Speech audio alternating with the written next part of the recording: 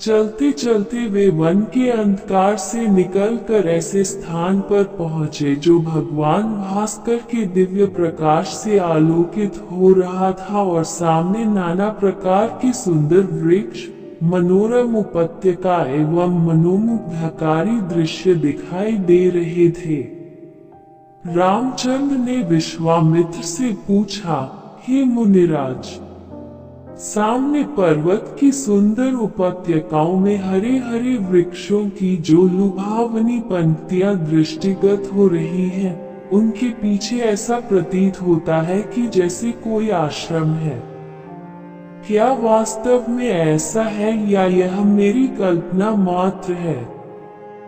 वहां सुंदर सुंदर मधुर भाषी पक्षियों के झुंड भी दिखाई दे रहे हैं, जिससे प्रतीत होता है कि मेरी कल्पना निराधार नहीं है। विश्वामित्र जी ने कहा, हे वत्स, ये वास्तव में आश्रम ही है और इसका नाम सिद्धाश्रम है। ये सुनकर लक्ष्मण ने पूछा, गुरुदेव, इसका नाम सिद्धाश्रम क्यों पड़ा? विश्वामित्र जी ने कहा, इस संबंध में भी एक कथा प्रचलित है। प्राचीन काल में बलि नाम का एक राक्षस था। बलि बहुत पराक्रमी और बलशाली था और समस्त देवताओं को पराजित कर चुका था। एक बार उसी बलि ने यहाँ पर एक महान यज्ञ का अनुष्ठान किया था। इस यज्ञानुष्ठान से उसकी शक्ति में और भी वृद्धि हो जाने वाली थी। इस बात को विचार करके देवराज इंद्र अत्यंत भयभीत हो गया।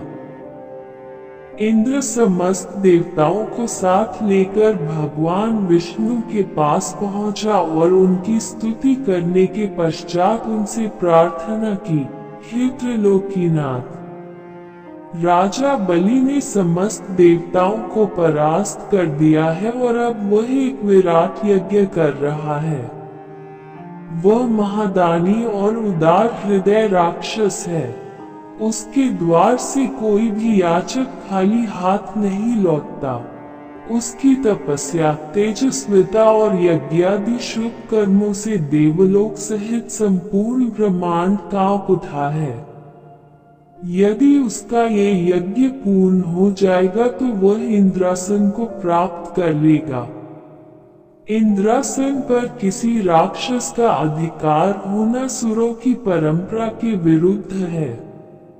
अतएव हे लक्ष्मीपति, आपसे प्रार्थना है कि आप कुछ ऐसा उपाय करें कि उसका यज्ञ पूर्ण न हो पाए।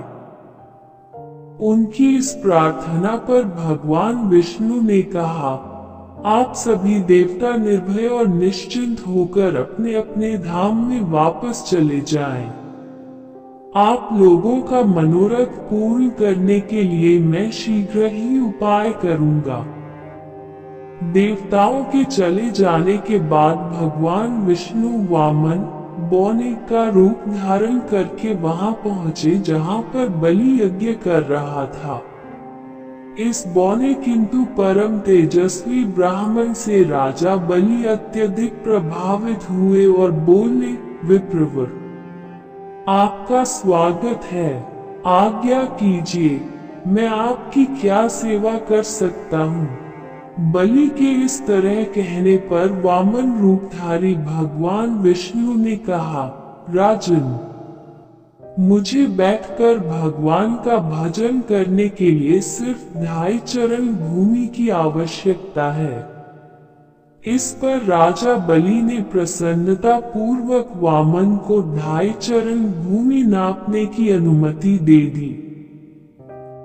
अनुमति मिलते ही भगवान विष्णु ने विराट रूप धारण किया और एक चरण में संपूर्ण आकाश को और दूसरे चरण में पृथ्वी सहित पूरे पाताल को नाप लिया और पूछा, राजन, आपका समस्त राज्य तो मेरे 2 चरण में ही आ गए, आप शेष आधा चरण से मैं क्या नापूं? बलि के द्वार से कभी भी कोई याचक खाली हाथ नहीं गया था। बलि इस याचक को भी निराश नहीं लौटने देना चाहता था। उसने कहा, हे ब्राह्मण, अभी मेरा शरीर बाकी है। आप मेरे इस शरीर पर अपना आधा चरण रख दीजिए। इस पर भगवान विष्णु ने बलि को भी अपने आधे चरण में नाप लिया। बलि का ये दान इतना महान था कि बलिदान के नाम से विख्यात हो गया। भगवान विष्णु ने बलि की दानशीलता से प्रसन्न होकर उसे वरदान दिया कि यह स्थान सदा पवित्र माना जाएगा, सिद्धाश्रम कहलाएगा और यहाँ तपस्या करने वाले को शीघ्र ही समस्त सिद्धियां प्राप्त होंगी। उसी समय से यह स्थान सिद्धाश्रम के नाम से विख्यात है और बहुत से ऋषि मुनि यहाँ तपस्या करके मुक्ति लाभ करते हैं। मेरे स्वयं का आश्रम भी इसी स्थान पर है। मैं यही बैठकर अपना यज्ञ संपन्न करना चाहता हूँ। जब जब मैंने यज्ञ प्रारंभ किया तब तब राक्षसों ने उसमें बाधा डाली है और उसे कभी पूर्ण नहीं होने दिया। अब तुम आ गए हो और मैं निश्चिंत होकर यज्ञ पूरा कर सकूंगा।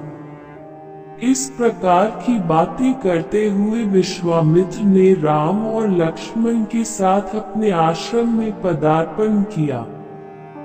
वहां रहने वाले समस्त ऋषि मुनियों और उनके शिष्यों ने उनका स्वागत सत्कार किया। राम ने विनीत स्वर में गुरु विश्वामित्र से कहा, मुनिराज, आप आज ही यज्ञ का शुभारंभ कीजिए। मैं आपको विश्वास दिलाता हूँ कि मैं आपके यज्ञ की रक्षा करते हुए इस पवित्र प्रदेश को राक्षसों से मुक्त कर दूंगा। राम के इन वचनों को सुनकर विश्वामित्र यज्ञ सामग्री एकत्रित करने में जुट गए। दूसरे दिन ब्राह्म मुहूर्त में उठकर तथा नित्य कर्म और संध्या उपासना आदि निवृत्त होकर राम और लक्ष्मण गुरु विश्वामित्र के पास जाकर बोले, गुरुदेव, कृपा करके हमें ये बताइए कि राक्षस यज्ञ में विघ्न डालने के लिए किस समय आते हैं।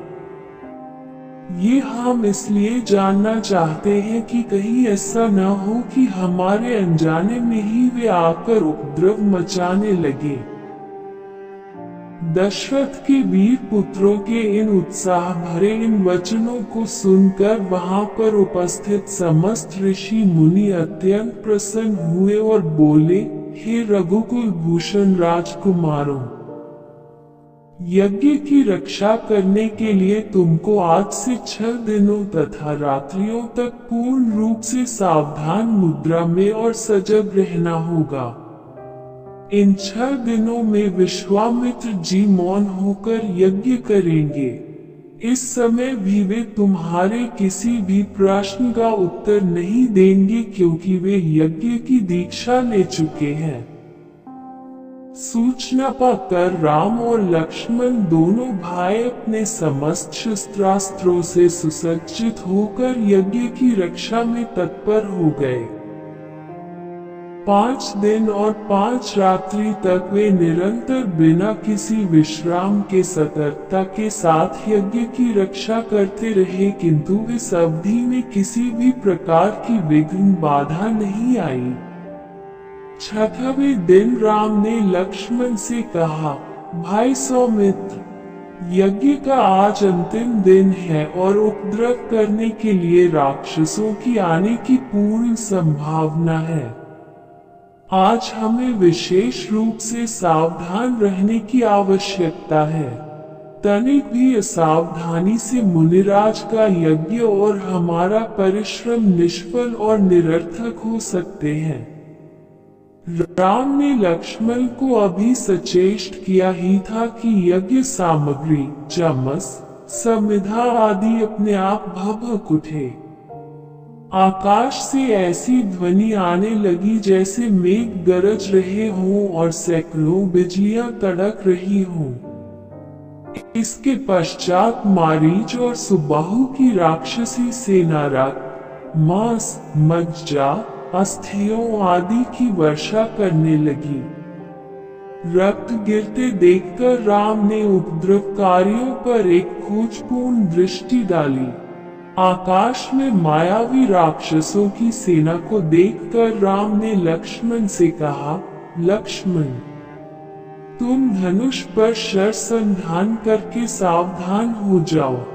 मैं मानवास्त्र चलाकर इन महापापियों की सेना का अभी नाश किए देता हूँ। ये कहकर राम ने असाधारण फुर्ती और कौशल का प्रदर्शन करते हुए उन पर मानवास्त्र छोड़ा। मानवास्त्र आंधी के वेग से जाकर मारीच की छाती में लगा और वह उसके वेग के कारण उड़कर 100 योजन अर्थात 400 कोस दूर समुद्र में जा गिरा। इसके पश्चात राम ने आकाश में आग्नेयास्त्र फेंका, जिससे अग्नि की एक भयंकर ज्वाला प्रस्फुटित हुई और उसने सुबाहु को चारों ओर से आवृत कर लिया। इस अग्नि की ज्वाला ने क्षण भर में उस महापापी को जलाकर भस्म कर दिया। जब उसका जला हुआ शरीर पृथ्वी पर गिरा तो एक बड़े जोर का धमाका हो जा। उसके आघात से अनेक वृक्ष टूटकर भूमि पर गिर पड़े। मारीच और सुबाहु पर आक्रमण समाप्त करके राम ने बचे खुचे राक्षसों का नाश करने के लिए वायव्य नामक अस्त्र छोड़ दिया। उस अस्त्र के प्रहार से राक्षसों की विशाल सेना के वीर मर मर कर ओलों की भांति भूमि पर गिरने लगे। इस प्रकार थोड़े ही समय में संपूर्ण राक्षसी सेना का नाश हो गया। चारों ओर राम की जय जयकार होने लगी तथा पुष्पों की वर्षा होने लगी। निर्विघ्न यज्ञ समाप्त करके मुनि विश्वामित्र यज्ञ वेदी से उठे और राम को हृदय से लगाकर बोले, हे रघुकुल कमल, तुम्हारे भूबजल के प्रताप और युद्ध कौशल से आज मेरा यज्ञ सफल हुआ। उपद्रवी राक्षसों का विनाश करके तुमने वास्तव में आज सिद्धाश्रम को कृतार्थ कर दिया।